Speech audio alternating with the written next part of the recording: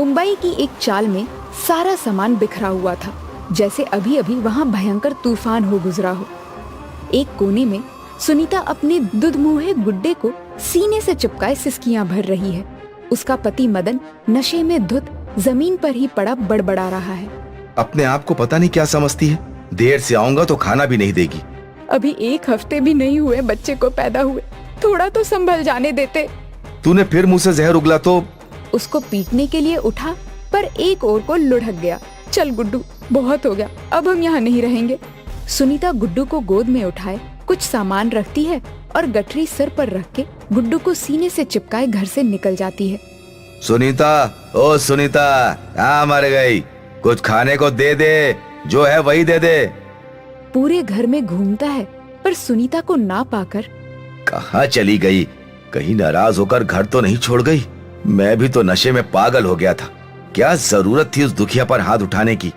वो घर में कुछ खाने को ढूंढने लगता है। रसोई में 4-5 रोटियां हैं और तरकारी देखकर भर पेट खाकर घर से निकल जाता है, पर सुनीता कहीं नहीं दिखाई पड़ती। वो निराश होकर घर आ जाता है। घर तो छोड़ दिया, अब जाऊंगी कहाँ? रात के अंधेरे में भटकने से तो अच्छा है घर ही चली जाती हूँ, तब तक भोर भी हो जाएगी। घर पहुंची तो देखा उसके घर के बाहर एक खूबसूरत पालना रखा हुआ था। ये पालना तो बहुत सुंदर है, मेरा गुड्डू इसमें आराम से सो सकता है। ये सोचकर वो घर में गई और गुड्डू को चटाई पर लिटाकर जल्दी से बाहर से पालना खींचकर अंदर ले आई। तभी मदन उठ गया और सुनीता को देखते ही, सुनीता, तू कहाँ चली गई थी? मैंने तुझे कितना ढूंढा, तू दिखाई नहीं पड़ी। सोचा तो यही था कि लात मुक्के खाने से अच्छा है अपनी और गुड्डू की जान ही ले लूं, पर मासूम गुड्डू का चेहरा देखकर मन पिघल गया। अरे पगली, तू क्यों गई? मैंने जानबूझकर ऐसा थोड़ा ही किया था। वो तो कल किसी के घर बेटा हुआ था, इसीलिए उसने थोड़ी बहुत पिला दिया था। क्या सारे मर्द अपनी बीवियों को तुम्हारी तरह ही पीटते हैं? तुमने ये भी नहीं सोचा कि अभी 1 हफ्ते पहले ही गुड्डू पैदा हुआ है। मैं रोज थोड़ी ना पीता हूँ। अच्छा चल, मुझे माफ कर दे। ले, कान पकड़कर माफी मांगता हूँ। अब तो माफ कर दे, अब कभी तुझे हाथ भी नहीं लगाऊंगा। अच्छा छोड़ो, मैं गुड्डू को सुलाकर खाना बनाती हूँ। तुम नहा धोकर तैयार हो जाओ। काम पर नहीं जाओगे क्या? नहीं, आज काम पर जाने की इच्छा नहीं हो रही है। जरा ये पालना ठीक जगह पर रखवा दो। ये कहाँ से लाई इतना खूबसूरत पालना? पता नहीं, घर के बाहर ही पड़ा था, मैं उठा लाई। दोनों मिलकर पालने को कोठरी के कोने में रख देते हैं। सुनीता उस पर अपनी पुरानी साड़ी कई तह कर बिछा देती है और गुड्डू को पालने में सुला देती है और गुड्डू से कहती है, हमारे नसीब में तो एक खाट भी नहीं है और ये अमीर बच्चों की तरह पालने में सोए हैं। तभी अचानक उनके घर में आवाज होती है और एक पलंग बिछ जाती है।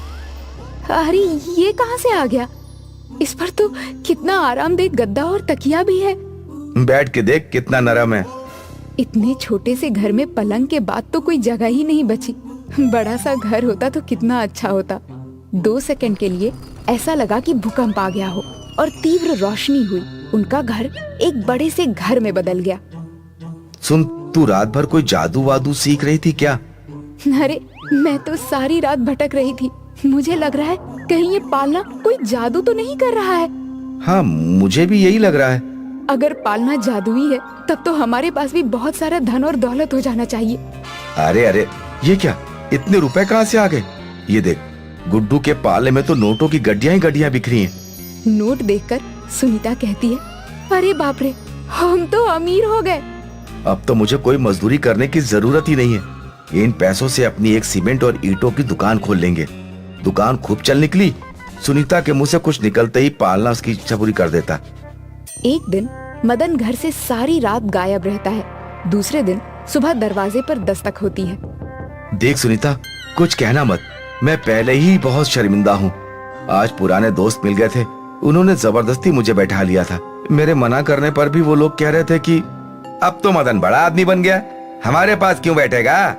नहीं, ऐसा नहीं है, मेरा बच्चा बहुत छोटा है, मुझे जल्दी घर जाना है। फिर भी सब लोग नहीं माने। मदन, मैं तुम्हारी इन दलीलों से पहले भी तंग आ गई थी। तुम उन लोगों को पैसे देकर छुटकारा पा सकते थे। तुम्हारा वहाँ सारी रात बैठना जरूरी था क्या? अच्छा छोड़, मैं नहा धोकर आता हूँ, कुछ नाश्ता दे दे। गुड्डू को सुला कर आती हूँ, तभी तो नाश्ता बनाऊंगी। मदन गुस्से में आग बबूला हो गया और उसने झूले के ऊपर एक लात मारते हुए कहा, ले, इसी के बूते पर तू ज्यादा जबान चला रही है ना, अभी इसको बाहर निकाल फेंकता हूँ। मदन की लाख कोशिशों के बावजूद पालना अपनी जगह से टस से मस न हुआ। थककर चिल्लाते हुए वो कहता है, आज तो तेरी खैर नहीं, बहुत चपड़ चपड़ करने लगी है। अचानक उसके हाथों को झटका लगा, जैसे किसी अदृश्य शक्ति ने उसके हाथ मरोड़ दिए और दर्द से वो छटपटा उठा। सुनीता, इसको बोल मेरा हाथ छोड़ दे। मैं समझ गया, ये पालना तुझे मुझ जैसे नीच इंसान से बचाने ही आया है। मैं मर जाऊंगा, बस एक बार माफ कर दे। मैं क्या करूं? जैसा करोगे वैसा ही भरोगे ना। सुनीता, माफ कर दे, तुझे गुड्डू की सौगंध, अब कभी ऐसा नहीं होगा। मदन, ये आखिरी बार है, कह देती हूँ। पालना, इसको अपनी गलती का एहसास हो गया है, छोड़ दो इसे। मदन का हाथ छूट गया था। उसके बाद मदन एकदम शांत होकर लेट गया। उस दिन के बाद से मदन का सारा गुस्सा और नशा दोनों ही खत्म हो गया था। अब वो सीधे घर आने लगा, गुड्डू और सुनीता के साथ समय देने लगा। सब खुश थे। धीरे धीरे 1 साल बीत गए। मदन के बगल में ही गजोधर की सीमेंट की दुकान थी। पहले उसकी दुकान खूब चलती थी, लेकिन जब से मदन ने दुकान खोली तब से उसकी दुकान पर कोई नहीं जाता। एक दिन गजोधर कहता है, मदन, तुम यहाँ से अपनी दुकान हटा लो, वरना मैं तुम्हारी दुकान में आग लगवा दूंगा। क्यों हटाऊं? मैंने इस दुकान में पैसे लगाए हैं। ठीक है, घी सीधी उंगली से ना निकले तो उंगली टेढ़ी करनी भी आती है मुझे। वो धमकी देकर चला गया। मदन जब दुकान बंद करके वापस आया तो बहुत चिंतित था। क्या हुआ? तुम्हारा चेहरा क्यों लटका हुआ है? मदन ने सुनीता को सारी बात बताई। गजोधर उसके पीछे पीछे आकर उसकी खिड़की के पास खड़ा सारी बातें सुन रहा था। अगर सचमुच उसने गुस्से में आकर आग लगा दी तो हम बर्बाद हो जाएंगे। कितना पैसा लगाकर दुकान बनाई थी। तुम फिक्र मत करो, कोई जरूरत नहीं है उस गजोधर से डरने की। हमारा जादुई पालना है ना, वो कुछ नहीं होने देगा। ये औरत किसी जादुई पालने की बात कर रही है, जरा देखूं तो सही। वो पंजों के बल खड़ा होकर उसके घर में झांकता है तो एक खूबसूरत पालना देखकर वो हैरान हो जाता है। वहीं से वापस आ जाता है, लेकिन वो पालना उसकी आंखों में बस चुका था। दूसरे ही दिन वो मदन की दुकान पर जाकर, अब तक तो तुमने दुकान बंद करने के बारे में सोच लिया होगा। मैं दुकान नहीं बंद कर सकता, तुम्हें जो करना है कर लो। ठीक है, फिर मुझे कुछ मत कहना। उसने मन ही मन एक योजना बनाई।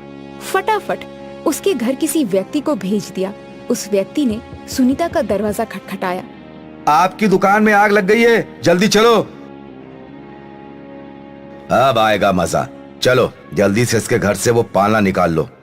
उसने पालना निकालकर अपनी गाड़ी में रखवा दिया और घर आकर एक कोने में रख दिया। फिर दुकान पर पहुंच गया। सुनीता जब दुकान पर गई तो वहाँ सब कुछ ठीक था। मदन उसको देखते ही, अरे तुम यहाँ, सब ठीक तो है ना? मुझे किसी ने बेवकूफ बनाया है शायद। उसने मदन को सारी बातें बताई और उल्टे पैर वापस घर पहुंची तो पालना गायब हो गया था। सुनीता सिर पकड़कर बैठ गई और रोने लगी।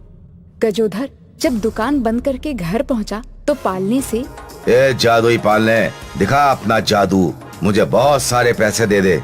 तभी पालने से एक मोटा डंडा निकलकर गजोधर की धुनाई करने लगता है। गजोधर चिल्ला रहा था, लेकिन उसकी आवाज किसी को सुनाई ना पड़ी। जब मार खाकर वो अधमरा होकर गिर पड़ा तब पालना अपने आप चलते चलते सुनीता के घर के भीतर पहुंच गया। अरे गुड्डू का जादुई पालना आ गया, कहाँ चले गए थे तुम? मैं समझ गई थी कि तुम्हें कोई उठा ले गया। उसने गुड्डू को पालने में सुला दिया। मदन आया तो वो कहती है, तुम्हें पता है मैं घर आई तो पालना कोई उठा ले गया था, लेकिन ये अपने आप ही वापस आ गया। मदन की दुकान पर गजोधर का एक नौकर जो कभी कभी उसके पास आ जाता था, उसने आकर बताया, मदन भैया, बड़े आश्चर्य की बात है, गजोधर भैया कोई पालना खरीद कर लाए थे। उससे कुछ बोले तभी पाले से एक डंडा निकला और उनकी धुनाई कर दी। वो अस्पताल में पड़े हैं। मदन घर वापस आया तो उसने कहा, मैं जानता हूँ, वो पालना गजोधर ही लेकर गया था, वो अस्पताल में पड़ा है। चलो, हमें हमारा जादुई पालना मिल गया, हमारे लिए यही बहुत है। उसने जैसा किया उसका फल उसको मिल गया। एक दिन की बात है, भरे बाजार में दो लड़के जादू का खेल दिखा रहे थे। कभी वो टोपी से खरगोश निकालते तो कभी कान से रुमाल।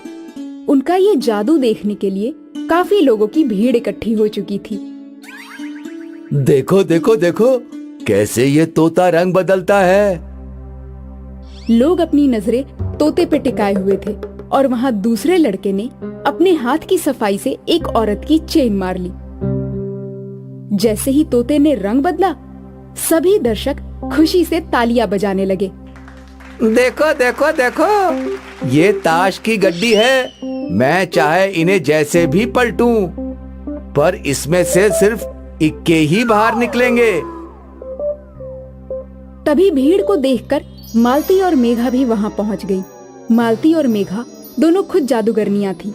वो समझ गई कि ये सब जादू नहीं बल्कि बस हाथ की सफाई है। मम्मी जी, वहां देखिए।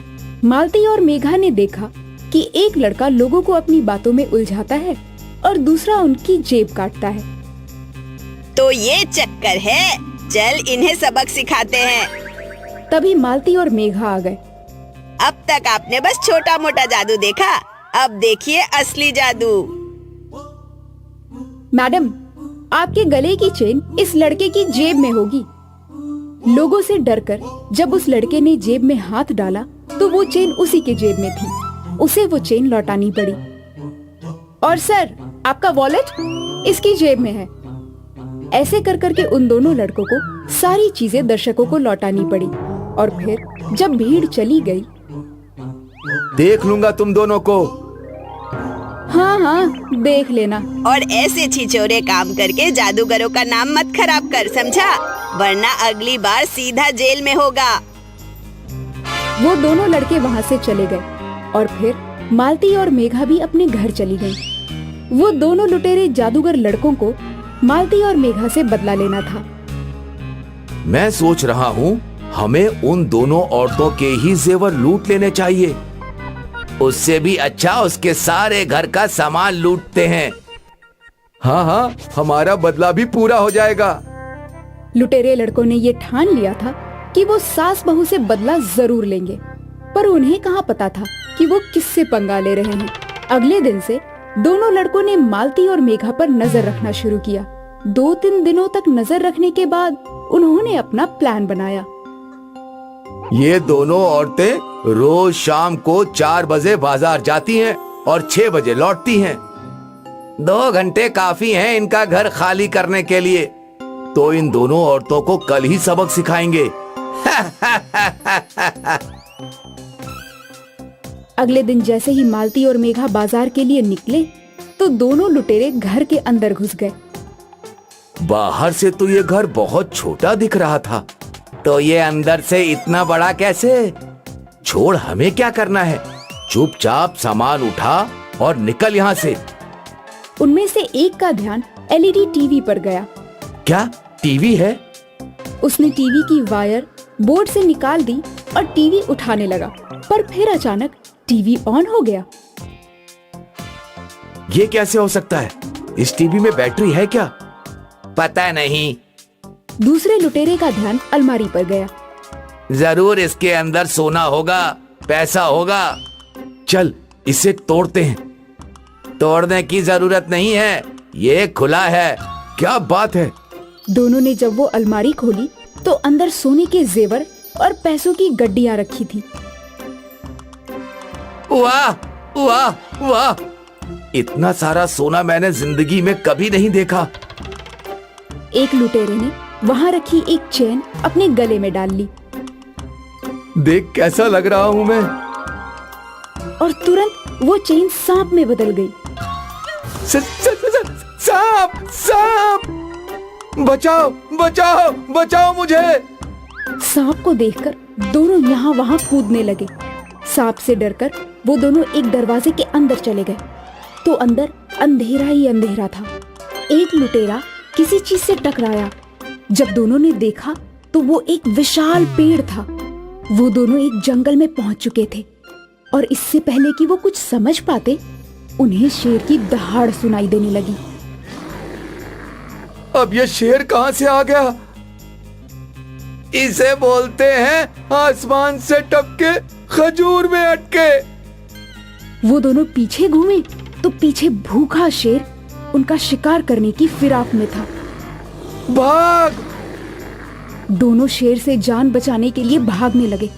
भागते भागते वो फिर से किसी जादुई दरवाजे से गुजरे और इस बार वो वापस घर के अंदर पहुंच गए। ये घर नहीं है। वो देख, वो सांप! वो दोनों फिर से सांप से बचने के लिए यहाँ वहाँ भागने लगे। उनमें से एक अलमारी के ऊपर चढ़ गया। यहाँ ऊपर, जल्दी! दोनों ऊपर बैठकर सांप को देख रहे थे।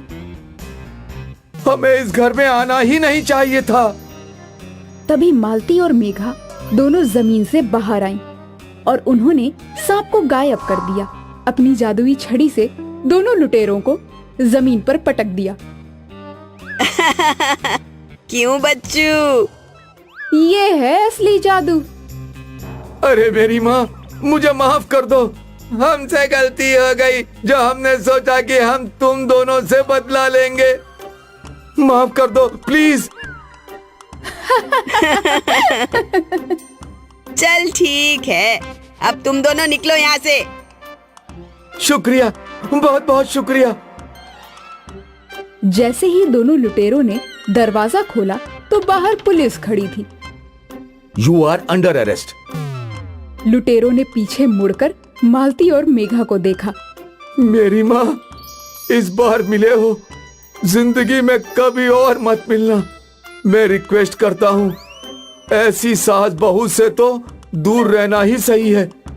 इंस्पेक्टर साहब, ले चलो मुझे, वरना ये सास बहू हम दोनों को मार देंगी।